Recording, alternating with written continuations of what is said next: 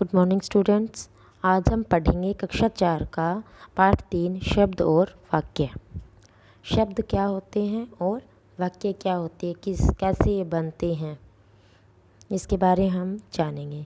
ध्वनियों को लिखने से वर्ण तथा वर्णों को मिलाने से शब्दों का निर्माण होता है। पीछे हमने पढ़ा था ध्वनियाँ क्या होती है, हमारे मुंह से निकलने वाली वो आवाज़ होती है, उनको हम लिख देते हैं तो वो लिखित रूप क्या बन जाता है, वर्ण।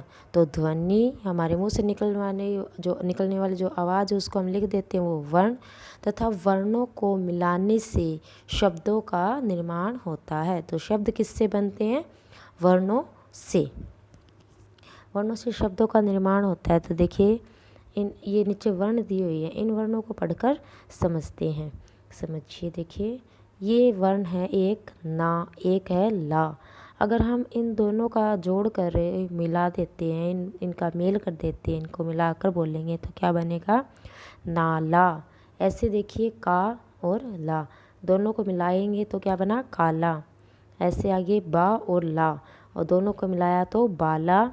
ऐसे जा और ला जाला, माँ और ला माला।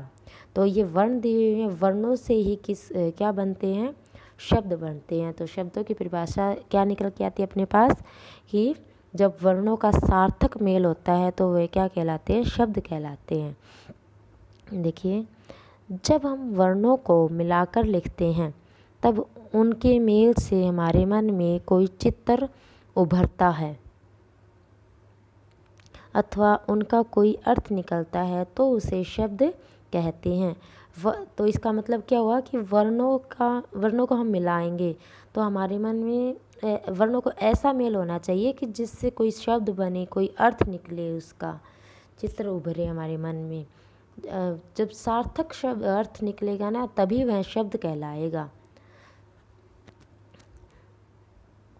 जैसे देखिए काला, नाला, बाला, माला, जाला, ऊपर दिए गए हैं जो अलग अलग शब्द दिए थे, इनसे बने काला, बाला, नाला, जाला, माला, ऐसे शब्द बने। तो ये पहले तो वर्ण थे और ये हमारे मन में आए तो हमने इनको जोड़ के देखा, ना और ला को जोड़ा तो क्या बना, नाला। और का और ला को जोड़ा था तो काला, बाला, माला और जाला। हमारे मन में कोई वर्ण आते हैं, हम उनको जोड़ते हैं, यानी उनका चित्र उभरता है, यानी उनका कोई ना कोई अर्थ निकले तो वही क्या कहलाते हैं, शब्द कहलाते हैं। आगे देखिए, वर्णों के सार्थक मेल को शब्द कहते हैं। क्या कहते हैं, वर्णों के सार्थक मेल को शब्द कहते हैं। शब्द की परिभाषा क्या है, वर्णों के सार्थक मेल को शब्द कहते हैं। आगे देखिए, शब्दों के दो भेद होते हैं। शब्दों के कितने भेद होते हैं, दो। कौन कौन से, सार्थक और निरर्थक। कौन कौन से हैं, सार्थक और निरर्थक। सार्थक कौन सा होता है, जिसका अर्थ हो। निरर्थक कौन सा होता है, जिसका अर्थ नहीं होता। सार्थक शब्द वर्णों के मेल से बने ऐसे शब्द जिनका एक निश्चित अर्थ निकलता हो, सार्थक शब्द कहलाते हैं। यानी कि वे शब्द जिनका अपना कोई अर्थ होता है, जो हमारी हिंदी भाषा है इसमें स्वतंत्र प्रयुक्त होते हैं। जैसे ये काला, नाला, बाला, माला, जाला पढ़ा तो इनका कोई ना कोई तो अर्थ था ना। जैसे बाला, बाला लड़की का नाम दिया, माला गले में पहनने वाली माला, ऐसे कोई ना कोई शब्द का अर्थ होता है जो हमारी हिंदी भाषा में स्वतंत्र काम में लिए जाते हैं ऐसे शब्द, तो वो क्या कहलाते हैं, सार्थक शब्द कहलाते हैं। लगभग सार्थक शब्द जैसे विलोम शब्द, पर्यायवाची, एकार्थी, अनेकार्थी, ये होते हैं ना, इनमें ही होते हैं सार्थक शब्द, इनमें ही पढ़े जाएंगे। तो समझ गए ना, सार्थक क्या होता है, सा अर्थ यानी अर्थ के साथ। निरर्थक शब्द, समझ गए ना, सार्थक क्या होता है कि अर्थ के साथ, यानी वर्णों के मेल का जब कोई निश्चित अर्थ निकलता है तो वो सार्थक शब्द कहलाता है।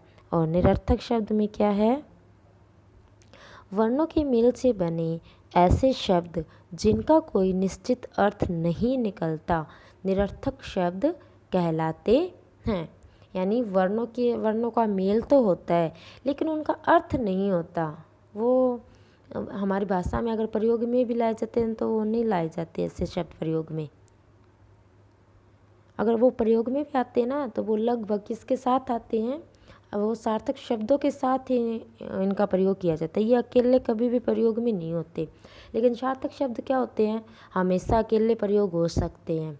तो वर्णों के मेल से बने ऐसे शब्द जिसका निश्चित अर्थ नहीं होता निरर्थक शब्द, और जिसका वर्णों के मेल से बने ऐसे शब्द जिसका निश्चित अर्थ होता है तो वह सार्थक, अगर निश्चित अर्थ नहीं होता तो वह निरर्थक।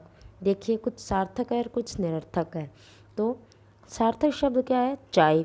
अब कोई आता है तो हम बोलते हैं ना चाय वाय बनाई, चलो चाय वाय बनाते हैं। तो चाय का मतलब तो शब्द है कोई, और वाय क्या होता है, कुछ नहीं होता। जैसे सैनिक वैनिक, आलू वालू, ये क्या है सार्थक शब्द, और ये इधर वाले हैं निरर्थक शब्द। सार्थक शब्दों का अर्थ होता है, निश्चित अर्थ होता है, निरर्थक शब्दों का निश्चित अर्थ नहीं होता। समझ में आ गया होगा आपको कि सार्थक क्या होते हैं, निरर्थक क्या होते हैं। जिसका निश्चित अर्थ निकलता है सार्थक, निश्चित अर्थ नहीं निकलता निरर्थक।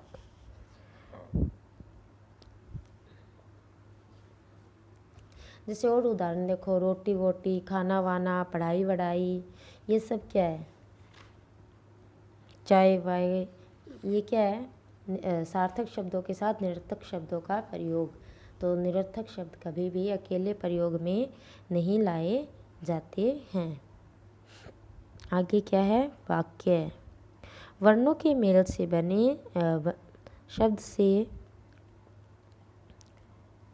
आज हम इतना ही पढ़ेंगे, वाक्य हम अगले वीडियो में पढ़ेंगे, ठीक है।